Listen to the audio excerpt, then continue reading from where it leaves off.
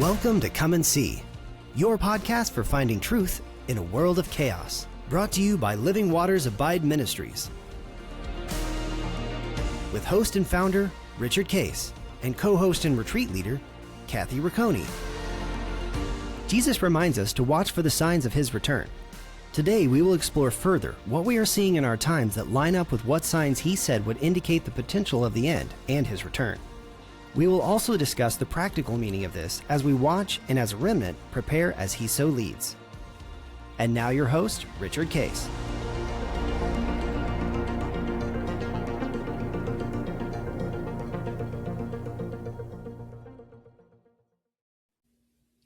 Well, good morning, everybody. This is End Times Friday, and with Denny and I, and we're going to be talking about, when we're taping this a couple of weeks ahead, about the Iran war situation that has been declared over, but maybe not. So we'll talk about that. And in these next two sessions, we want to talk about the implications of all that, a little bit of the economic scenario, and then talk about our responses as believers, to what we're hearing and how we view it all. So I think it'll be a great discussion. So Denny, I know you're following Israel and Iran and everything. What at the moment, what do you know? And then I've done a lot of reading on it as well, and we can kind of just give an update on the status. The declaration is that Iran has signed an agreement with U.S. and that it says, that what's been portrayed is that they've agreed not to have nuclear weapons. They've agreed, not to fund proxies, Hezbollah, Hamas, Houthis. So maybe not, what's your, bring everybody up to date, and then I can weigh in as well. Well, supposedly we won't really know until Friday. So even those that are saying there's a signed agreement, it sounds like there will be a signing on Friday from other sources. So there's a lot more that we don't know than we do know. But as you said, Rich, there's all kinds of speculation. There's all kinds of reporting on leaked documents, and everybody is reporting on what the 7 or 8 or 9 key points are. And then there's a ton that seems to be written on what is unresolved, what is problematic. There's a long list of almost from every source about what this isn't. And that seems to be where all the action is. Yeah. Let's talk for a minute about Israel's goals, and then we can circle back around to what we think is maybe America's goals and maybe what's the true scenario here. So, as you look at it, just Israel itself, they've been fighting this, ever since actually they became a nation, and particularly, with what's called intifada. Intifada is when the extreme Muslims declare basically war. We're going after Israel and we're going to try to destroy them, and there's been several of those declarations over the last 20 years and even recently. Iran really declared it and stated it, that their goal is to eliminate Israel. That wasn't fuzzy. And their proxies, what we call proxies, is other groups that support that, which Iran funds, was Hezbollah in Lebanon, who are launching rockets to northern Israel, and then Hamas in Gaza, which were lobbing missiles in southern Israel, and then had that October 7th attack where they killed all those people at that stadium and captured people. That they got some back, but most of them died there. So as you look at, since Israel's been fighting it, and they've clearly stated how they function, what is their objectives? What do you see as some of their objectives that they have had? Well, I think number one, they've wanted to push the boundaries of offensive capabilities from their neighbors far enough away from their borders that they can respond, and some of their anti-aircraft capabilities can work. And so I think the big problem in Lebanon is how close to the border of Israel short-range missiles were, and giving literally no time to respond. And I'm thinking back, Rich, when just after the attack, when we came to understand how much there was on the Lebanon border. Remember, there were reports that 150,000 missiles were on that border, and there would be no way for Israel to defend itself. Yeah. So I think the constant push into deeper and deeper into Lebanon is all about taking out many of those, and I think the report is maybe as much as 70 or 80% of those missiles are gone now, but also push deep enough into it that that they're able to say if there's a missile launched, it's far enough away into Lebanon that they can defend themselves. And I think it seems like that's the whole focus in Israel today, is that northern boundary. We hear nothing about Hamas. We hear nothing about the West Bank anymore, although I'm sure there's plenty going on, but it seems like it's all about that northern border. Yeah. Yeah. Because in Gaza, apparently they did neutralize it. And because of their presence there and because of their observation, as they see anything developing, they basically go in and take care of it. So they don't have, at the moment, they're not having big threat of Hamas rearming and lobbing a bunch of missiles, into southern Israel, because they've kind of contained that. Their goal was to do the same thing in the north, which they, at the moment, have successfully done. They pushed everything back past let's call the Litani River. And not only that, but Israel itself occupies southern Lebanon. So they can't just come back in like they used to. They pushed them back and said, if you start to do anything, we're going to protect ourselves there. Syria, which is north and east of there, actually have also said to Hamas or the Hezbollah, we're not going to let you come into our country either. So, and that's why, by the way, Trump made a statement is, hey, let's let Syria handle it. You don't need to handle it, Israel. The big one objective, which is really what precipitated, think about, we've had 2 attacks that the Americans joined. And that was, remember when Israel said they're very close to a nuclear weapon? Right.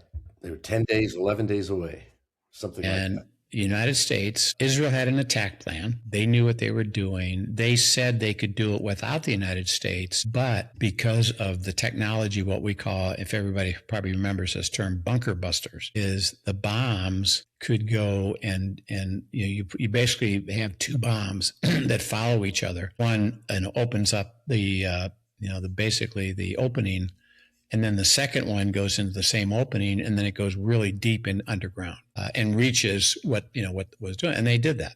Remember, I don't know if everybody remembers this, but the declaration, by America and Trump was that we eliminated nuclear threat. Maybe not. So then now there's another threat. Like, hey, they're rearming. They have enriched uranium, and they actually can get close again to having a nuclear weapon. And Trump joined that objective of Israel is we got to make sure that Iran does not have a nuclear weapon in the hands of a group that is willing to destroy the entire Middle East for itself. Interesting enough, it would actually harm themselves, because if the fallout of the radiation would cover the whole area. Right. By the way, so Trump and Netanyahu joined again, did another one, Operation Fury, and now they destroyed basically the Navy, the shipping, destroyed a lot of their missile capability and attacked, some of their nuclear sites, which, by the way, have not been completely destroyed, but are deeply, hampered, where they haven't had an ability to defend themselves. Talk about Iran. And then Trump decided let's control the oil passing through the Straits of Hormuz. And they thought they could do it by just attacking Iran. They found out that wasn't really capable. So what they did is put up a blockade. And the blockade was, we're not going to let any ships go by. So Iranian ships can't go by. They can't function. And the thought was, we'll strangle them at the economic level, because they don't have a functioning economy. They need oil pricing and oil revenue to support the country, and particularly the leadership. And so they strangled it, and we're strangling it successfully. But Trump says, well, let's try to negotiate a peace. I think his bigger view of it, and maybe you could talk a little bit about this, is, yeah, I'd like to support Israel and what they're doing for sure. And I do know that Iran needs to be neutralized. But he said, I believe Trump's goal is, I'm trying to establish a new paradigm in the entire Middle East. And I've got a lot of the Sunni nations, which would be, Saudi Arabia, Jordan, Bahrain, UAE, Egypt, to actually support not allowing Iran to have a nuclear weapon, and that we could reestablish a new paradigm with the entire, Middle East. Do you have any thoughts or insights about that? Because I think that's kind of an overriding thing of what Trump's trying to do, and it's a little bit different than what Netanyahu's trying to do. Yeah, I think they're very different. because so much of this focus has been on the nuclear material, the highly enriched, the dust, there must be a concern that Iran doesn't really need a full nuclear weapon. They just need to be able to pack some of that highly nuclear material, even in conventional bombs. This dirty bomb scenario is probably the real risk. And I guess it's still buried deep, but clearly there's worry that left on their own, they will get to it. And I think that's part of the big worry is what do you do about that? And that's why the focus is there as opposed to the weapon itself. I think what I read suggests that the entire Middle East, regardless of how they feel about the United States, feels more threatened by Iran. And I think that's why those countries are going to go a long way. They may not do what Trump wants, which is to join this Abraham Accord.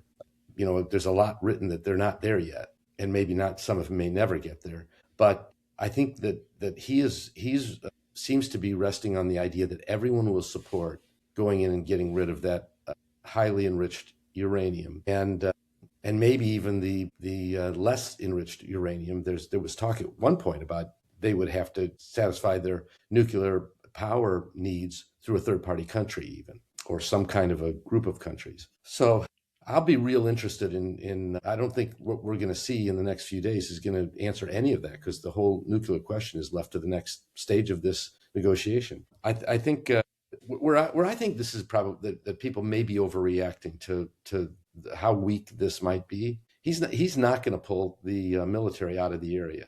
And so given how prominent the positioning is and how well established the positioning and how sizable the presence of the U.S. military is, almost anything that doesn't go right, he probably intends or wants to give the impression that he intends to respond in a military way with everything. And so we'll see that. And I think the longer that goes on, the more irritated these other countries are going to be. This constant U.S. presence all over the place. But it also may be just how much normal trade continues. Comes out of this. Evidently, there's already lots of ships moving through the Hormuz Strait right now. We heard last week that several hundred ships or several hundred million barrels of oil, went through, in the dark of night for several weeks. And that did explain why Trump was kind of, rope-a-doping day after day after day. What was really happening is he was moving favorable exports of oil all over the world until I guess they figured that out. So I'm not sure I understand why he is hyping this agreement as much as he is, as opposed to saying this is a step in a direction. I think the fact that the economy is moving, that oil is moving, that oil is down now in the mid 70s, suggests that he has sort of won on that score. Yeah, at least for the economic conditions of it, for sure. Yeah. As I think of the bigger picture of the Middle East, is that see this, remember, and we've talked about this actually over the last several years, is that within the Muslim community, there's, the Sunnis and the Shiites, and the Shiites would be the more extremist. And the Shiites believe in eliminating all infidels, and they define infidels as everybody who does not believe what they believe. And their goal is to, if they take the purity of the Quran, they say, our goal is to kill them all and eliminate them and establish, the true, followers on earth. So I think the Sunnis, Saudi Arabia, et cetera, with what happened, there's two things. One, they're very concerned about a nuclear weapon being launched, even at Israel. Mm-hmm. Because if they do, they will be impacted by that, very negatively. And so they're bothered by that, number one. Number two is that they saw Iran attack them, which, by the way, is Iran's objective. So they recognize we can't just sit on the sideline anymore, that we're going to have to be, participating in this, as we saw our supply chain impacted because we send so many things past Iran. And if that's stopped, or they have the ability to stop it, we get strangled. And I know they're working on alternatives through the Red Sea and shipping and pipelines and a variety of things. But I think they all woke up and said, we need to, make sure that Iran doesn't get to that strength where they could impact us. And hey, United States, go ahead and we'll support you, including, supporting, so to speak, Israel. But there's some divergence, between that.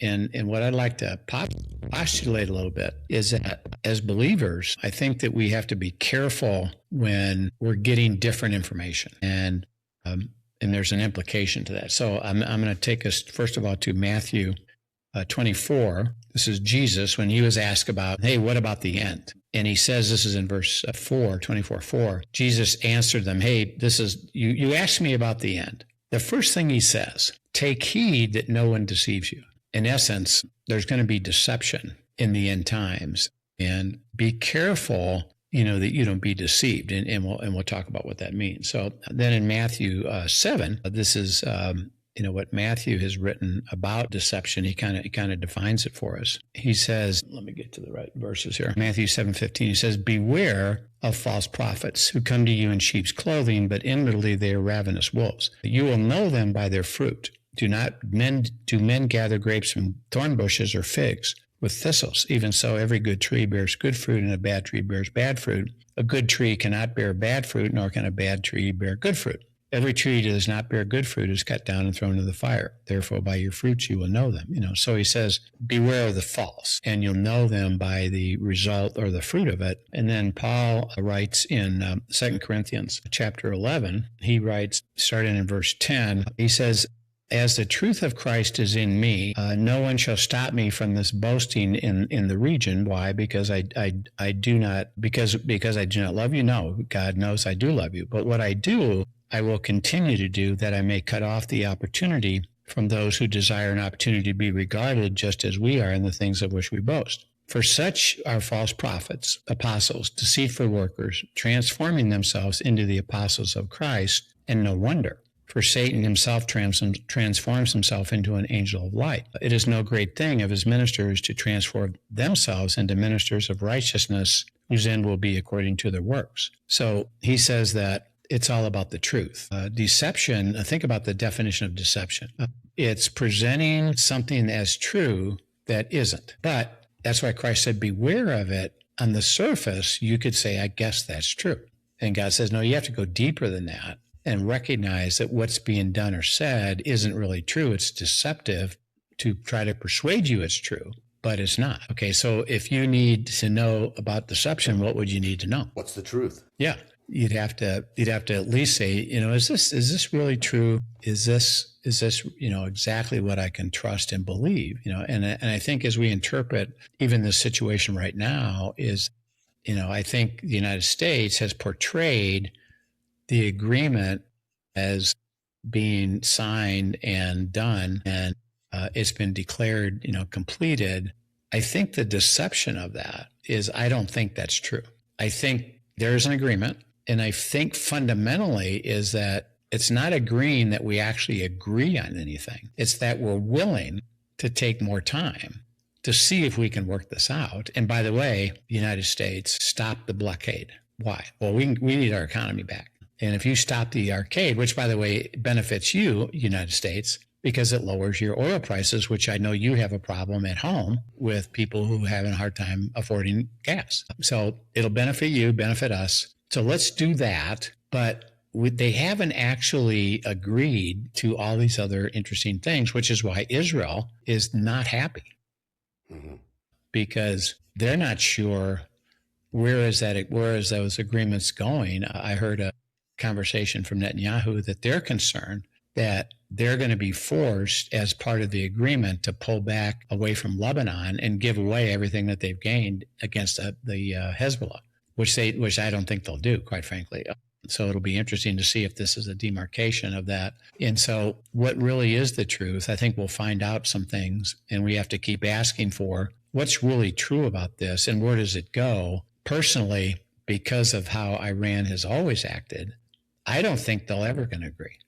And they'll just keep delaying and asking. I don't know if you remember when we had Eric and Rabbi on, and remember those agreements about the hostages? Yeah.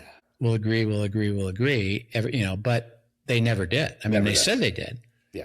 But they actually never did. And I think this is the same situation. I don't think this is going to turn into Iran, basically changing their stripes and agreeing to all these things. I don't think they will. And it'll be interesting to see our reaction to it. And I think it's fracturing a little bit the relationship with Israel. And one thing I'd like to talk about in relative to the truth there is, see, in the end, there is nobody standing with Israel. And my question is this the beginning of it, of America? Even when you got Trump and Netanyahu pretty well aligned, and obviously they joined forces to do this activity, but is this the beginning of pulling that away and they wind up standing alone? By the way, and you've had a lot of conversation about anti-Semitism, growing and growing and growing. So I just feel like, there's a little bit of deception going on right now. And I think we have to pursue the truth. I don't accept what is being said as the truth. I have a sense something is different than we think, and we just got to keep asking that.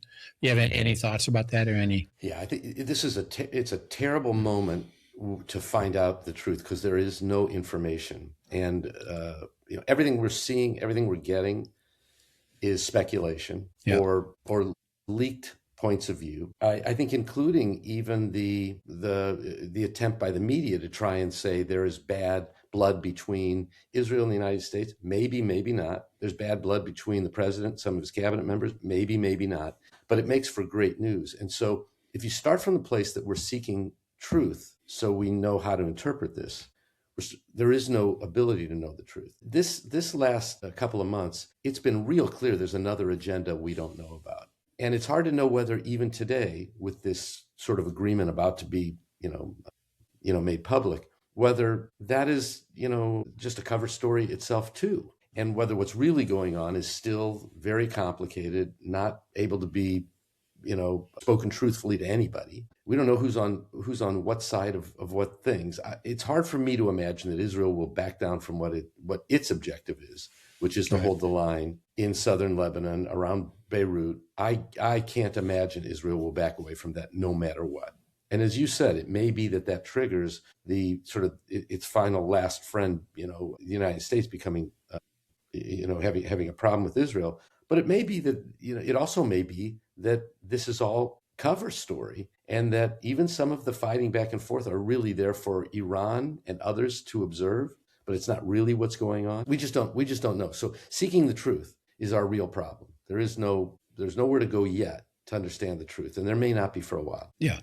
And this is where, as believers, we'll talk about this in our next session, is, the one thing we know is God knows the truth. And he says, I will reveal truth to you if you have a heart to hear it, despite the fact that it's fuzzy and the world's information is weak and or non-existent or different. I can help you interpret things correctly so that you understand where it's headed and what that means for us, what that means for the global scenario of, the impact it's going to have on us economically right now. And then what will happen as we head toward things that are coming together that you can see even right now is that, just again, as we just saw here lately, the United States and Israel may not be aligned, and we know ultimately they're not. And one factor to consider, which we'll actually get into next session, will be that Trump and Netanyahu have been pretty strong partners, but we have another election coming up, and there'll be midterms. We'll talk a little bit about that, and then there'll be a next presidential election. Well, what if that conservative viewpoint is removed and it accelerates the movement away from Israel? And even the conservatives right now have a potential to pull away. So that's an interesting thing. And what that says to me is that, does that indicate that, timing is accelerating in this whole sequence, of what's going to happen? And remember, it's never, like you say, it's never pure one way or the other completely, so that, as you said, okay, they're going to agree to work on things. And Trump said, I'm not removing my military force there because, in essence, I don't really trust Iran. And if I'll come back, and I'll attack again. And of course, if they give up the Straits of Hormuz, what does that mean, and how are they going to do it, and does it really matter? And we're dealing with an enemy. The longer that this time passes, there is an advantage that the United States has with time passing, and that is our ability to slowly rebuild armaments. So that's going on too. Yep. Yeah, that's right. And maybe one of the reasons why we didn't want to push it, because we might have weak inventory right now, which I think we do. Well, Heavenly Father, we thank you for this discussion. We know that things are not what they seem to be completely. We know that information is not being forthright. We know there's deception, and you ask us to be aware of that and to be careful. So I just pray that we, all of us, look at and be willing to receive what you have to speak to us about the importance of this and how this impacts us in the future coming up. And so we pray for wisdom and for clarity and hearts to hear. And we thank you in Christ's name. Amen. Amen. Well, if you have any questions and you want to send them in, we're happy to answer them, and it's questions at abideministries.com, and we'd love to hear from you. And tune in next week, because we're going to get into this aspect of godliness relative to deception and how do we pursue godliness. So that'll be an interesting discussion. Thanks, Denny. See you soon. Thank you for joining us for today's episode of Come and See, your podcast for truth in a world of chaos. Brought to you by Living Waters Abide Ministries. Send us your questions and comments, and tune in tomorrow for more answers to your personal questions about living life in God's truth. Remember, God's will is best and none better. His truth brings peace in this world of chaos.